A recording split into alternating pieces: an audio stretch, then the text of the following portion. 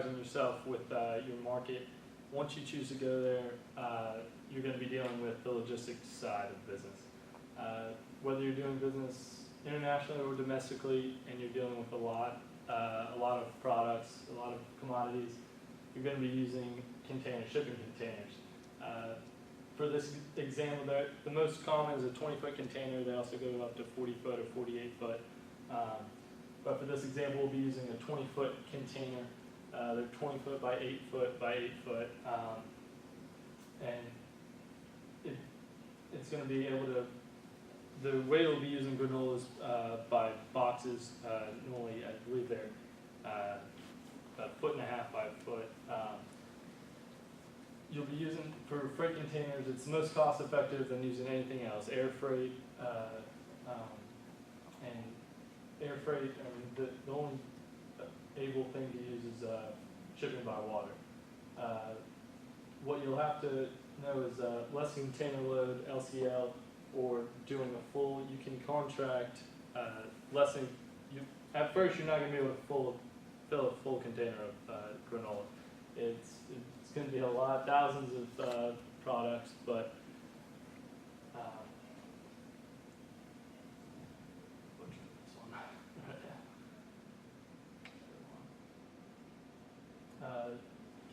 considering the shipping container, the 20-foot, this is just an example of how much you can fit in there. The typical cardboard box container of granola, you can fit 260 boxes in there, and depending on whether you're using or shipping the full bags of granola or just the bars, you can pinpoint exactly how much per bar of granola is going to cost to ship abroad. C.H. Robinson, a local third-party logistics provider, gave us a quote of $900 to get to Germany by sea, which is very, very, very cheap and reasonable. It does not include dryage fees. Dryage fees are having longshoremen. There's a lot of fees other than just the shipping that you'll have to deal with, which comes into terms later with Incoterms and so forth. But $900 is definitely the cheapest out of the other other countries. Going abroad also includes product labeling considerations. Here you do not, in the U.S. you do not have to worry about nutrition facts right away unless you have revenues over $1 million per year. In Germany it is not the same. You do have to have nutrition facts included by the European Union labeling laws, and if you're going to change product labeling for a certain country, you might as well change for the language at the same time. We have chosen to use, this is going to be Vita's section, so let's just skip that. All right, I'll be talking about the potential retail outlets that we could use in Germany. Mostly the stores there are a little bit larger, discount stores, but one we found that's kind of similar to Whole Foods, at least it looked that way through the website, was called Alnatura, and that focuses on health-oriented organic foods. So that might be one of the best options for granola. Then there are the discount supermarkets. Two examples are Aldi and Lidl, which basically are, kind of your standard Harris Teeter, Publix grocery stores that sell tons of products. So maybe not an option that granola is utilizing right now, but could be an option over there. And the last type of supermarket is called a hypermarket, which they don't just sell food, they sell electronics and other goods too. But so this would obviously be a new venture for granola. But examples of that are Markoft and Real. And so this would, like I say, be something new granola could look into. But as of right now, we believe that Alnatura could probably be the best option for him. German web presence. In a sentence, it's very similar to the way things work over here.